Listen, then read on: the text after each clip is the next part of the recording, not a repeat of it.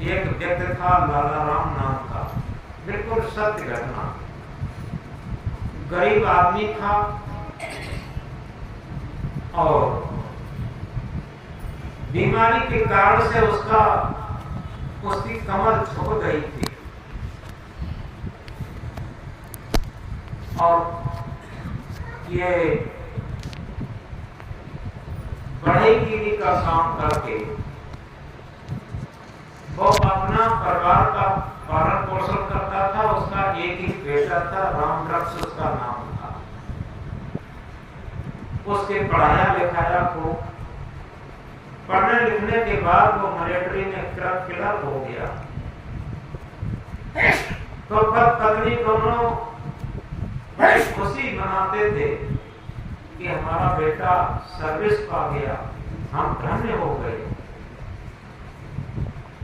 कुछ दिनों के बाद पिता खत्म हो जाते हैं उस रामवृक्ष के। धीरे धीरे वो गांव आना भी बंद कर दिया और एक शहर में उसने अपना मकान प्लाट लेकर के बनवा लिया। वहीं रहने लगे उसके पत्नी बच्चे और उसकी बूढ़ी मां बहुत कठिनाई से जीवन यापन करने लगी। कहीं साल में 2 साल में आएगी, कोई खर्चा वर्चा नहीं देता। एक दिन परेशान होकर के मां उस बेटे के पास पहुंची। मोहल्ला वालों ने समझाया कि तुम बेटे के पास चली जाओ और तुम्हारा कब्जा कुछ है नहीं, मां कम से कम भोजन तो मिलेगा, दवाई पानी भी तो मिलेगी। तो बेचारी चली गई उसकी बूढ़ी मां और बेटे के पास पहुंची। 2-1 दिन तो उसे रोटी सही सलामत मिलने लगी, मिलती रही, लेकिन इसके बाद बहू की तरफ से तिरस्कार मिलने लगा।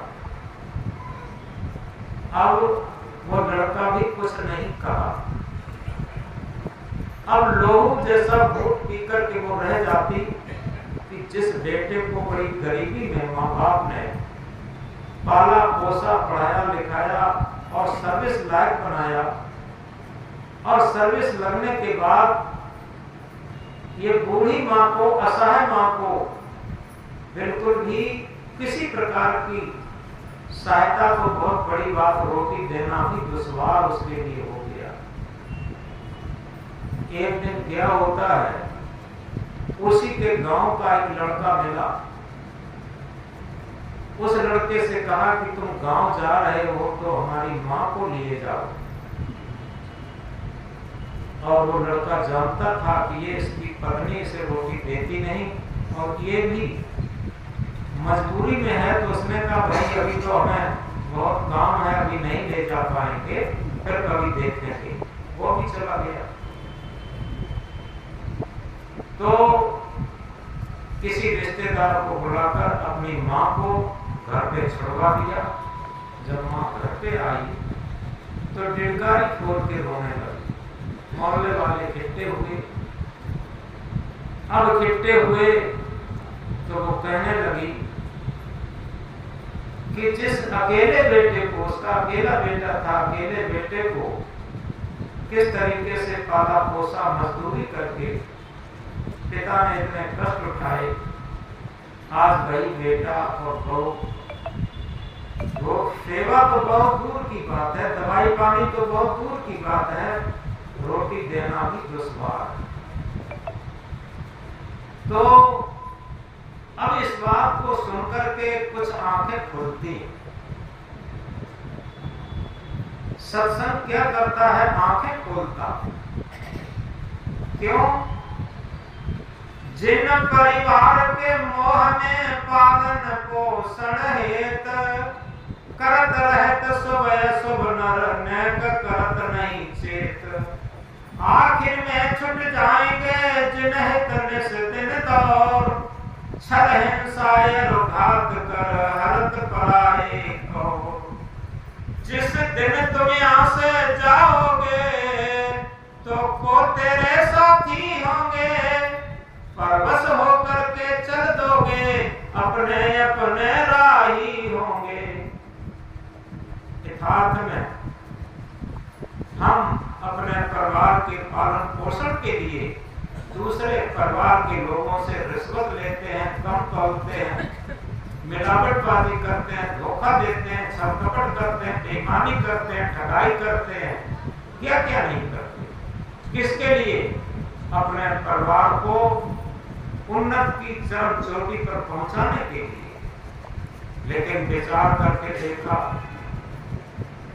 वही परिवार वाले जब बुढ़ापा आ जाता है, उनका स्वार्थ हम नहीं चला पाते, तब फूटी आंख से भी हमें देखना नहीं चाहते।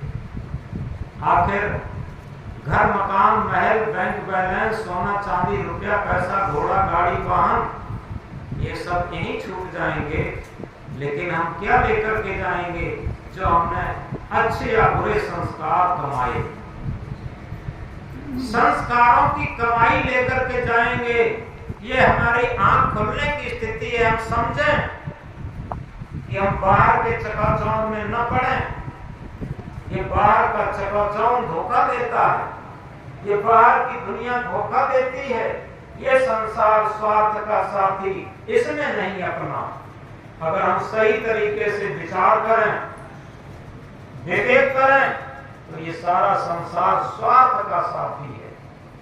जब तक हम स्वार्थ चलाते रहते हैं, बड़ा प्रेम देते, लेकिन एक पति पत्नी को देख लीजिए, जब तक नव दंपत्ति रहते हैं तब तक बहुत प्रेम से रहते हैं, और जब बुढ़ापा आ जाता है तो पति का तिरस्कार होने लगता, मां बच्चों की तरफ हो जाती और पति का तिरस्कार, बूढ़े का तिरस्कार करने लगती। तो इस तरीके से ये सारा संसार स्वार्थ का साथी है। अगर इसमें हम थोड़ा आंख खोल के चलते हैं तो परिवार का भी पालन पोषण करें, अच्छी बात है, अपना कर्तव्य पालन करें। लेकिन इसी के साथ ये देखें कि हम कहीं दूसरे के साथ छल कपट तो नहीं कर रहे, कहीं दूसरे की बेईमानी तो नहीं कर रहे, और उसके सहारे से अपने संस्कार तो नहीं बिगाड़ रहे। जब हमारे संस्कार ही हमारे साथ जाएंगे। एक कहानी हम कहा करते हैं, एक आदमी था, उसका मुकदमा सुप्रीम कोर्ट में पहुंचा, जिसे हिंदी में उच्चतम न्यायालय कहते हैं। वहां पर वकील काम नहीं करते, वहां पर बैरिस्टर काम करते। तो बैरिस्टर ने कहा कि भैया, ये अंतिम न्यायालय है और यहाँ पर तुम फंस जाओगे, अगर तुम अपना वफादार, जो तुम्हारा वफादार मित्र हो, उसे गवाही सफाई के लिए लेकर आना, नहीं तो तुम फंस जाओगे। और व्यक्ति जाता है सबसे पहले अपने वफादार मित्र के पास, जिसके ऊपर जीवन कुर्बान किया था। उससे कहा, मित्र जी, आप पर हमें पूर्ण भरोसा है कि आप हमारी गवाही सफाई देकर के हमें इस अंतिम न्यायालय के केस से छुड़ाएंगे। पहला और प्यारा मित्र क्या कहता है? मित्र जी, भले ही आपने हमारे लिए जीवन कुर्बान किया है, हम समझते हैं, लेकिन इस मामले में आपके साथ हम एक कदम नहीं चल सकते, किसी दूसरे को तलाश लो। अब वो व्यक्ति बहुत दुखी होता है, जिसके लिए हमने जीवन कुर्बान किया है, अब वो मना कर दिया। दूसरे मित्र के पास जाता है, उसके ऊपर भी समर्पित भाव से जीवन को कुर्बान करके अपने सारे संस्कार बिगाड़े थे। उस मित्र से कहता है कि मित्र जी, आपके लिए भी हम पूरा जीवन समर्पित रहे और हमारे अंतिम न्यायालय में गवाही सफाई देने के लिए आप चलें। दूसरा मित्र कहता है कि मित्र जी, इस मामले में हम कोर्ट तक तो चल सकते हैं, कोर्ट के अंदर किसी कीमत पर नहीं जाएंगे। उसे बहुत कष्ट हुआ। उसने कहा, एक बात बताओ, अगर प्राइम मिनिस्टर पर केस है तो प्राइम मिनिस्टर खड़ा रहेगा, जज कुर्सी पर बैठेगा, और तुम कहते हो कोर्ट के अंदर नहीं जाएंगे, तो क्या जज साहब तुम्हारे बयान लेने कोर्ट से बाहर आएंगे? यानी तुम भी बेकार रहे। और बहुत दुखी होता है, बहुत पश्चाताप करता है जिन लोगों के पीछे हमने जीवन बर्बाद किया और वो हमारा जरा भी साथ नहीं दे सके। अब एक तीसरा मित्र था जिससे मित्रता उसने न के बराबर की थी, लेकिन वही है, वो कहते हैं मरता क्या न करता। निराश होकर के उस मित्र के पास जाता है, कुछ उम्मीद लेकर के, और उसके प्रति कर्तव्य तो किया नहीं, तो निवेदन के साथ बात करता है कि मित्र जी, आपसे निवेदन है, हालांकि आपके प्रति मैंने कोई बहुत बड़ा एहसान नहीं किया है, कर्तव्य नहीं किया है, लेकिन एक उम्मीद लेकर के आए हैं। हमारा मुकदमा अंतिम न्यायालय में पहुंच गया है, आपसे निवेदन है कृपा करके हमारी गवाही सफाई देकर इस केस से छुड़ा। वह तीसरा मित्र दानेदार था। एक पुरानी कहावत है, दानेदार मित्र, दानेदार दुश्मन अच्छा होता है, नादान दोस्त अच्छा नहीं होता। क्योंकि जो दानेदार दुश्मन होगा कभी धोखा नहीं देगा, अगर लड़ाई भी लड़ेगा तो आमने सामने लड़का करके, और जो नादान मित्र है वो जब तक स्वार्थ चलाते रहोगे तब तक तो मित्रता मानता रहेगा, और जब स्वार्थ चलाना बंद कर दो उसी दिन से वो ठीक प्रतिकूल हो जाएगा और तुम्हें धोखा भी दे देगा, ये निश्चित बात है। तो वो दानेदार था, उसने कहा मित्र जी, आप ही पूरे जीवन हमसे लापरवाह रहे, और जितना आपने हमसे प्रेम किया है उसका एवज इस जन्म को छोड़ दीजिए, अगले जन्म तक हम चुकाने के लिए तैयार हैं, और हम भरसक प्रयत्न करेंगे आप इस केस से छूट जाए। ये तो एक एग्जाम्पल है, एक उदाहरण है। इसका सिद्धांत ये है, आदमी का जो अंतिम न्यायालय है वो मृत्यु की बेला।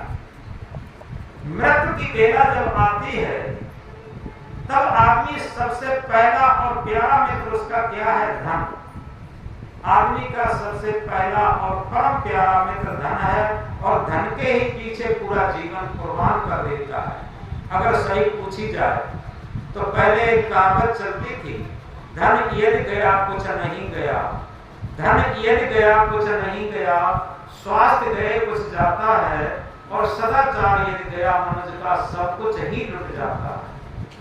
लेकिन अब इसका उल्टा हो गया, धन रहे सदाचार रहे न रहे, धन रहे जीवन रहे कि न रहे, धन रहे स्वास्थ्य रहे कि न रहे, धन रहे जीवन रहे कि न रहे, यानी स्वास्थ्य रहे कि न रहे, सदाचार रहे कि न रहे, जीवन रहे कि न रहे, लेकिन धन रहना चाहिए, किसी तरीके से रहे।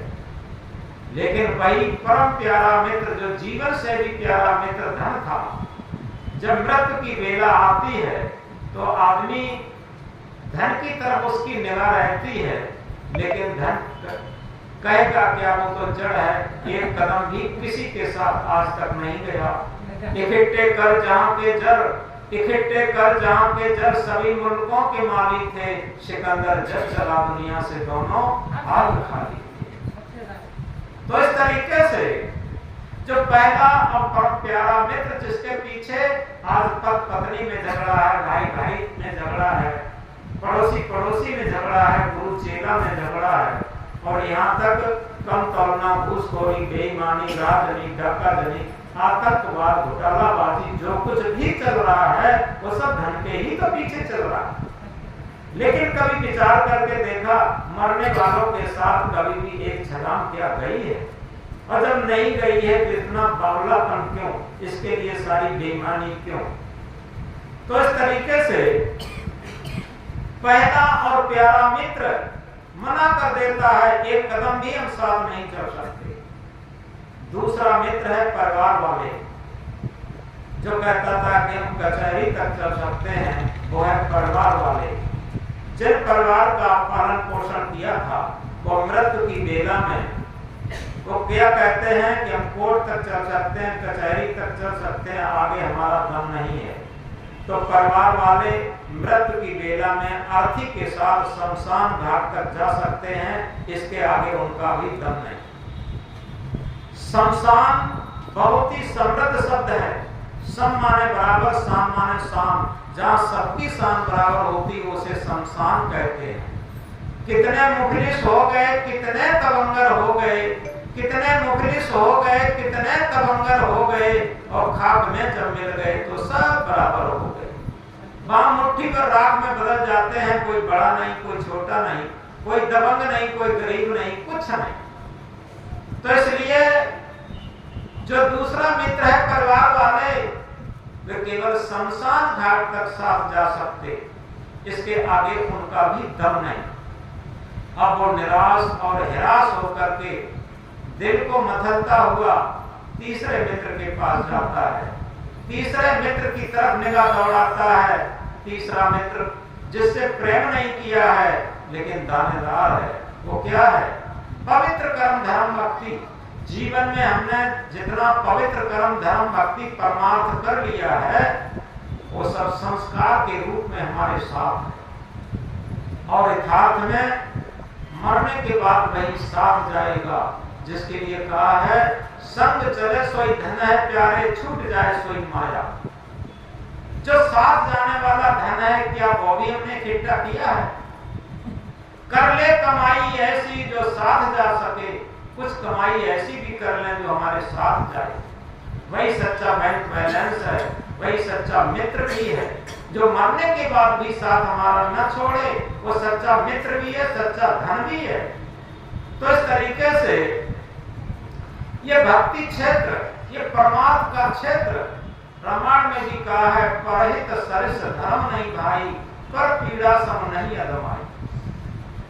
यथार्थ में परहित के समान दुनिया में कोई धर्म नहीं, और पर पीड़ा के समान दुनिया में कोई अधर्म नहीं।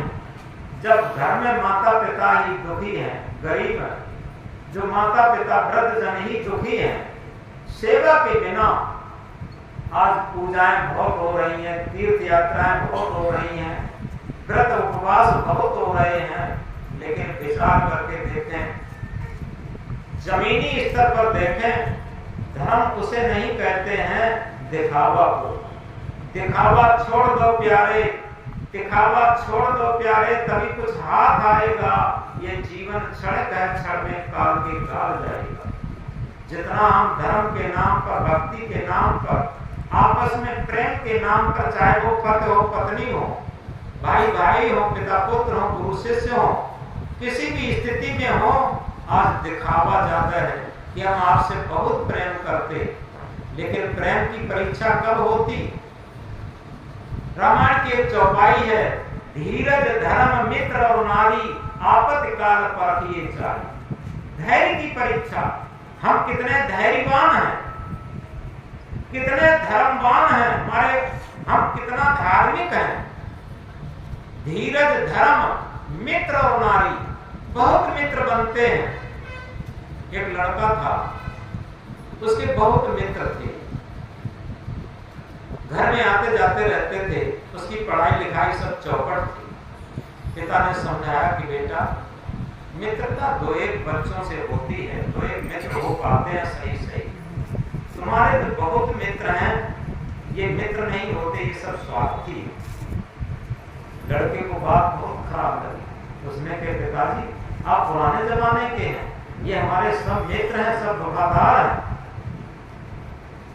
पिता ने 2-4 दिन बुला करके, जब लड़का भूल गया, एक दिन पिता ने कहा कि बेटा हम लोग चलते हैं थोड़ा घूमने के लिए बाजार की तरफ। पिता पुत्र दोनों गए। पुत्र ने सोचा कोई काम होगा, तो पिता ने पुत्र से कहा कि बेटा यहाँ तुम्हारे कोई मित्र का घर है क्या? कि हाँ ये आगे मित्र का घर है, हमारे बहुत सारे मित्र हैं। ये ऐसा करो, दिन छुपने का समय था, एक मित्र अपने मित्र को आवाज लगाओ कि बहुत जरूरी काम है। तो उस लड़के ने, पिता दीवार की आड़ में छुपा है, लड़के ने आवाज लगाई नाम लेकर के, भैया जल्दी आ जाओ, और बहुत जरूरी काम है। तो अंदर से किसी महिला की आवाज आई, वो घर पे नहीं है। उस लड़के ने ये कहा, चाहे अपनी माँ से कहा हो, बहन से कहा हो, किसी से कहा हो कि ये कह देना कि घर पे नहीं है, वो मार्केट की तरफ गए हैं। वो शाम का टाइम था, आवाज बाहर तक आ गई। उस लड़के ने भी सुनी, पिताजी ने सुनी। तो अंदर से किसी महिला की आवाज आई कि वो घर पे नहीं है और बाजार की तरफ गए।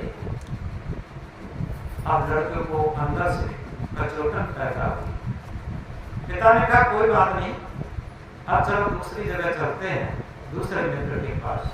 दूसरे मित्र के पास पहुंचे तो लड़के ने उसी तरीके से फिर आवाज लगाई। तो वहां भी अंदर से यही आवाज आई, घर पे नहीं है।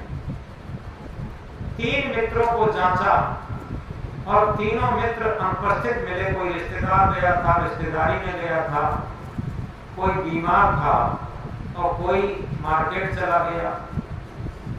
अब 3 मित्रों को परखने जांचने के बाद, परीक्षा लेने के बाद पिता ने कहा, देखो बेटा, एक मित्र हमारे यहाँ पर हैं, वो भी बहुत कम मित्र हैं, चलो देखो उनकी भी परीक्षा लेते हैं। तो पिता अपने मित्र के दरवाजे पर गया और आवाज लगाई नाम लेकर के। उसने कहा कि हाँ भाई साहब, आप खड़े रहना, अभी हम 2 मिनट के अंतर्गत आ रहे हैं। बस उसने क्या काम किया, अपनी पत्नी को इशारा दिया कि जल्दी से चाय तैयार रखना, और इधर क्या करता है, एक हाथ में राखल और उसने जो कारतूस की पेटी थी वो सब कमर से बांधी, हाथ में राखेल ली और बक्से से 20,000 की गड्डी निकाली रुपयों की और लेकर के बाहर आया। और आते ही कहा, भाई साहब आप 1 मिनट आ जाएं, देखो चाय भी तैयार है और कहीं पर अगर आप चाय पिएंगे तब तक भोजन तैयार हो जाएगा, क्योंकि शाम का टाइम है। दूसरी बात, अगर कहीं आपकी जंग छिड़ी है, हमारे हाथ में राइफल है, पूरी पेटी कारतूसों से भरी है, हम दिल जान से तुम्हारे साथ तैयार हैं। तीसरी बात, 20,000 रुपया ये गड्डी की पकड़ो, अगर कहीं रुपए पैसे की बात फंसी हो तो ये हमारे पास है, और कोई भी जरूरत किसी प्रकार की हो, हम दिल जान से आपके साथ हैं। और चाय तैयार है, तब तक चाय पीजिए, और जब तक चाय पिएंगे तब तक भोजन तैयार हो जाएगा। तो उसने कहा नहीं नहीं, इधर से निकल रहे थे, बेटा भी था, हम भी था, तो हमने सोचा कि मित्र को थोड़ा मिल ले, इसलिए आए थे। कि कोई बात नहीं, मिल लिए, अच्छी बात है, चलो चाय तैयार है। तो दोनों पिता पुत्र जाते हैं उस व्यक्ति के साथ, अंदर चाय और नाश्ता करते हैं। और इसके बाद ये कहा कि भाई साहब कुछ नहीं, यहाँ से निकल रहे थे मात्र, हमने सोचा कि याद कर लें घर पे हैं कि नहीं, इसलिए याद किया था मात्र, और कुछ नहीं। इतना कहकर के पिता पुत्र उन्होंने बाहर तक, पत्नी और उनके बेटा आए और वो स्वयं आए, तो दोनों ने अभिवादन किया और जो उनके बेटा थे उन्होंने पैर छुए। तो इस तरीके से बड़े, और ये कहा कि भाई साहब जब यहाँ से निकले तो आप जरूर होकर के मिलके ही निकले। चले आए। जब चले आए, अब पिता ने पुत्र को कहा कि बेटा कुछ बात समझ में आई। बेटा ने तुरंत पिता के पैर छुए और ये कहा कि पिताजी बात अच्छी तरीके से समझ में आ गई। अच्छी तरीके से बात समझ में आ गई। मित्र बहुत नहीं होते हैं, मित्र 2-1 ही होते हैं। और लोग कहा भी करते हैं, चांदनी चांद से होती है, सितारों से नहीं। प्रेम एक से होता है, हजारों से नहीं। यथार्थ में अगर जो आत्मा से प्रेम करता है वो चारों तरफ प्रेम नहीं करेगा, और जो आत्मा से प्रेम कर लेगा वो माता पिता से भी प्रेम करेगा, संत गुरुजन से भी प्रेम करेगा, वृद्ध और गरीब से भी प्रेम करेगा। तो इस तरीके से हम कह रहे थे कि दानेदार मित्र वो दानेदार दुश्मन अच्छा होता है, नादान दोस्त अच्छा नहीं होता। तो तीसरा मित्र दानेदार था। उसने कहा कि मित्र जी, आप ही पूरे जीवन हमसे लापरवाह रहे और जितना आपने हमसे प्रेम किया है उसका एवज जन्म जन्मांतर तक चुकाने के लिए तैयार हूं और मैं भरसक प्रयत्न करूंगा आप इस देश से छूट जाए। तो इस तरीके से